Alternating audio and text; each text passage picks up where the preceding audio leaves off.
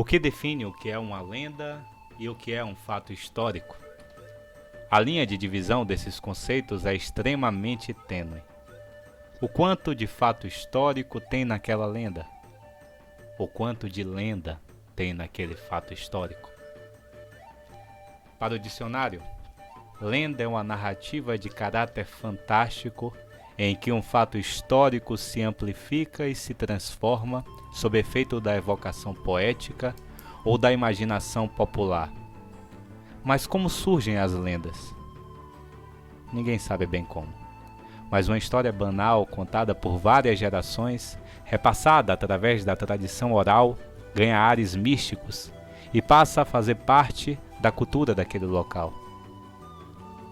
O que sabemos com certeza é que toda lenda começa com "Era uma vez". Era uma vez, na cidade de Iquitos, a capital da Amazônia peruana, a maior cidade do mundo que não pode ser alcançada por rotas terrestres. Iquitos ainda possuía suntuosos casarões com azulejos portugueses, resquícios de uma época de ouro da região quando o comércio de matérias-primas extraídas da floresta vivia seu apogeu. Em um desses casarões, trabalhava um jovem sonhador chamado Paulo. Inteligente, emocionalmente equilibrado e dono de uma persuasão e retórica raras e poderosas. Tal característica inclinou Paulo para a carreira política, fazendo-o ser um dos prefeitos mais novos da história da cidade. Paulo governava brilhantemente aquele lugar, iniciando um arrojado projeto para proteger a população das cheias do rio Amazonas, a construção de um espaço que servisse de refúgio, onde a comunidade pudesse viver enquanto a enchente durasse, cuja maquete Paulo exibia com orgulho em seu gabinete. O projeto, que ficou conhecido como Aldeia, recebeu muitos elogios e pouquíssimas críticas da imprensa e da população. Mas Paulo não sabia lidar com a pequena desaprovação, o que provocava lapsos de raiva em relação à oposição, gerando atritos institucionais. Mas as brigas foram pausadas para as comemorações do dia de Inti, o deus Sol Inca. Naquele ano, pela primeira vez na história conhecida, haveria um eclipse solar na data sagrada. Alguns apontaram o acontecimento como um mau presságio. Naquele momento, Inti não estaria presente para sua celebração. Na manhã do domingo previsto para as comemorações, a lua ficou entre o sol e a terra, impedindo que os raios solares iluminassem a superfície. A previsão era que a lua bloqueasse o sol por apenas 7 minutos, mas ela não saiu. A sombra tomou o globo amarelo e o dia virou noite. Uma longa noite.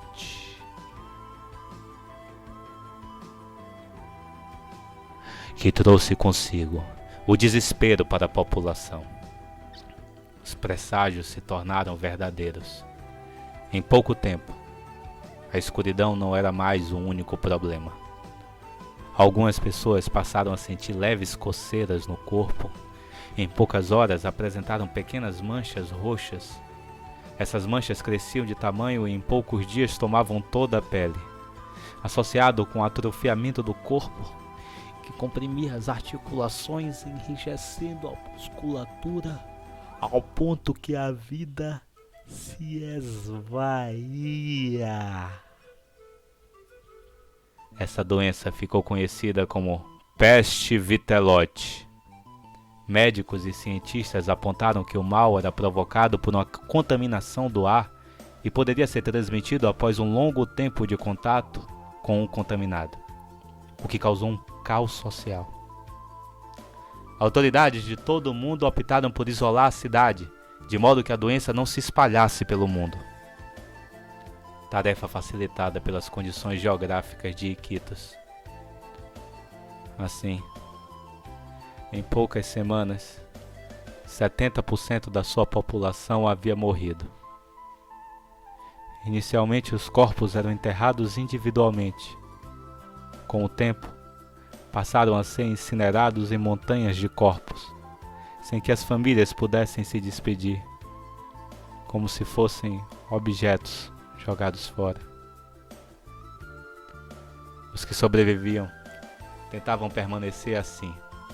Ao primeiro sinal de coceira, as pessoas eram marginalizadas, caso tivessem sorte, pois a grande maioria era linchada pela multidão. Tal condição provocava um pavor nas pessoas, que evitavam qualquer espécie de ato reflexo em público, de modo que não fosse confundido com sintomas da peste vitelote. Paolo manteve a calma, e desde o dia do eclipse não poupou esforços para ajudar a população. Inicialmente, buscou ajuda humanitária do governo do Peru, o que foi negado. Organizou videoconferência com líderes mundiais para um plano de evacuação de Iquitos, novamente negado. Por fim, implorou à ONU que salvasse seu povo, mas ele não foi ouvido. Naquele momento, o controle emocional de Paolo se desestruturou. O abandono de Iquitos motivou um ataque de fúria e ele destruiu seu gabinete.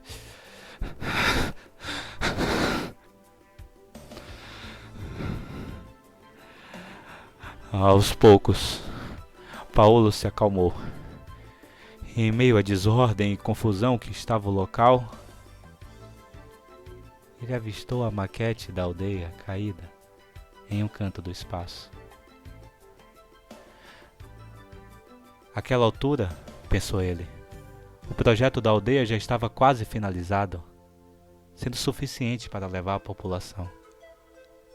Na aldeia, o ar não estaria contaminado e as pessoas poderiam viver sem o medo da peste.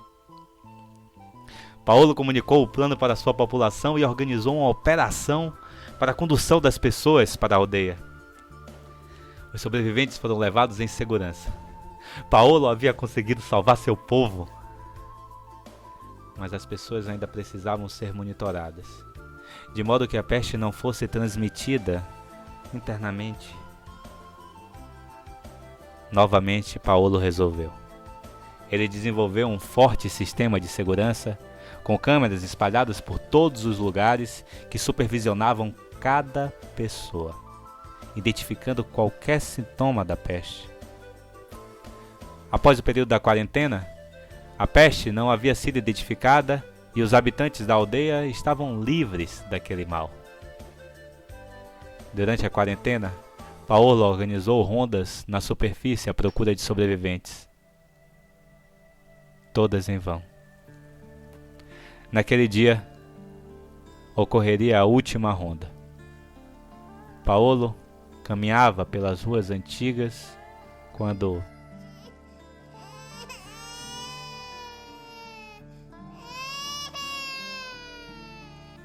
uma mulher bastante debilitada estava no chão, acompanhada de um bebê. Me entregue o bebê. O lugar de um filho é ao lado da mãe. Tudo bem, então venha comigo, eu posso ajudar vocês. A mulher abraçou ainda mais forte o seu filho. Levantou com dificuldade e seguiu Paolo até o acesso à aldeia. A mulher estava enrolada em um poncho vermelho e branco e caminhava com dificuldades. Ao chegarem no acesso à aldeia, o poncho caiu, revelando manchas roxas na sua pele. Ela se desesperou, tentou argumentar, mas naquele momento todos sabiam que só existia uma solução. A mulher suplicou clemência. Por favor, por favor, por favor, por favor. Mas Paolo retirou o bebê das mãos da mulher, sacou sua arma e atirou a queima-roupa. Enquanto o corpo caía ao chão, ele falava como se justificasse para si mesmo. A responsabilidade é um valor do líder. Tudo pelo bem do projeto. Paulo desceu lentamente as escadas que levavam à aldeia, com um bebê chorando em seu colo. Ao entrar na aldeia, foi recebido pelos habitantes como um herói, pois, além de salvar seu povo, havia salvo uma vida inocente das garras da peste. Paulo, pela primeira vez, se sentia um líder unânime. Pela primeira vez, se sentia um líder absoluto. Ele sorriu. Elevou o bebê, mostrando-o para a multidão. Beijou a criança e o batizou com o nome de Inti, em homenagem ao Deus Sol. Um sinal de esperança para o futuro era aquele recém-nascido. Todos aplaudiram e o saudaram gritando: Salve! Salve! Salve Paulo Erebo! Salve Paulo Erebo.